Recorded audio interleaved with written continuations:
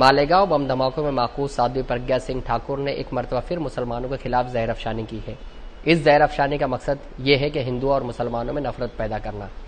उसने एक तकरीब में कहा है कि हिंदू बच्चियों की हिफाजत की जाए और अपने घरों में चाकू रखा जाए, और ये चाकू सब्जी काटने की चाकू भी हो सकती है।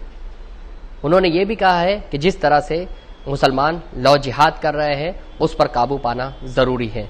जिस तरह से वो विश्व हिंदू परिषद, बजरंग दल और दूसरे बहादुरों को अपना निशाना बना रहे हैं, उन पर चाकू से वार कर रहे हैं, तो हमें भी इनका सरकलम करना चाहिए। दुश्मनों से मुराद उनकी कोई आम इंसान नहीं बल्कि मुसलमान है, क्योंकि इससे कबल भी साध्वी प्रज्ञा सिंह ने कई मुतनाज़ा बयानात जारी किए हैं। मेंबर ऑफ पार्लियामेंट होने के बावजूद साध्वी प्रज्ञा सिंह मुसलसल मुसलमानों के खिलाफ जहर अफशानी करती रहती है। एक कानूनी ओहदे पर रहने के बावजूद क्या कोई इंसान इस तरह की सरंगेजी कर सकता है? बीजेपी जो कि कौमी पार्टी है, उसकी मेंबर ऑफ पार्लियामेंट भी साध्वी प्रज्ञा सिंह ठाकुर है, लेकिन रुकन पार्लियामेंट होने के बावजूद भी वो मुसलसल मुसलमानों के खिलाफ न सिर्फ ये कि नफरत का मुजाहरा करती है बल्कि जहर अफशानियां करते रहती हैं, जिससे समाज में नफरत का माहौल पैदा होता है। एक साजिश के तहत साध्वी प्रज्ञा सिंह ठाकुर बयानबाजियां करती है, उसके बाद उसका सियासी मकसद पूरा किया जाता है।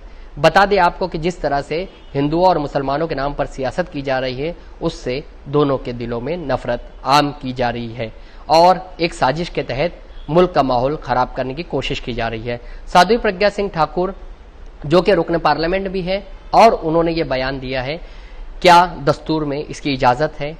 दस्तूर कतई इजाजत नहीं देता। दस्तूर में ये वाज़ेह है कि अगर कोई दस्तूर की कसम खाता है तो वो तमाम लोगों की हिफाजत और मुल्क की हिफाजत का जिम्मेदार होता है, लेकिन एक जिम्मेदार शख्स ही ये बात करे तो ये मामला बिल्कुल इसके बरक्स हो जाता है। साध्वी प्रज्ञा सिंह ठाकुर गो के मालेगांव बम धमाके में माकूज भी है और इसका मुकदमा जेर समाअत भी है। एनआईए बाज़ाब्ता तौर पर इस मामले की पैरवी भी कर रही है। बता दें आपको कि साध्वी प्रज्ञा सिंह ठाकुर गुज़िश्ता कई समातों से गैर हाजिर भी थी, लेकिन अदालत ने उसकी सरजनिश की और उसके बाद उसने अदालत में हाजिरी देना शुरू कर दी है।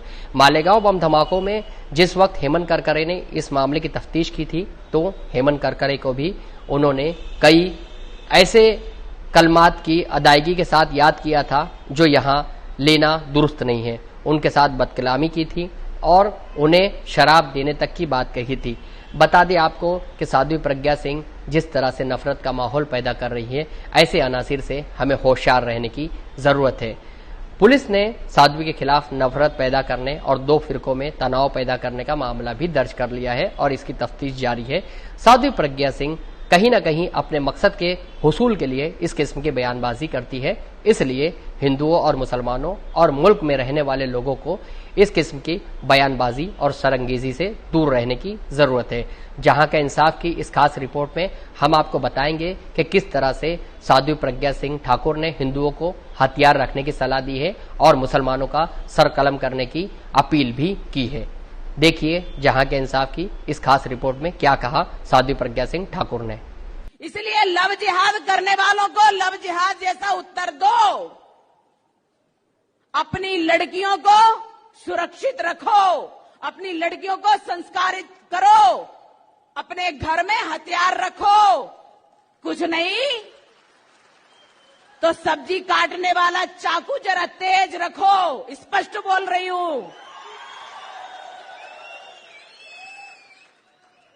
स्पष्ट बोल रही हूं कि हमारे घरों में भी सब्जी काटने के लिए हथियार तेज होना चाहिए।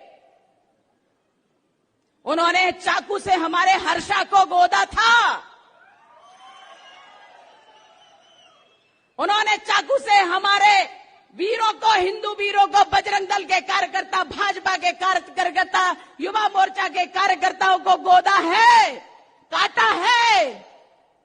तो हम भी सब्जी काटने वाले चाकुओं को जरा तेज रख लें, पता नहीं कब कैसा मौका आए।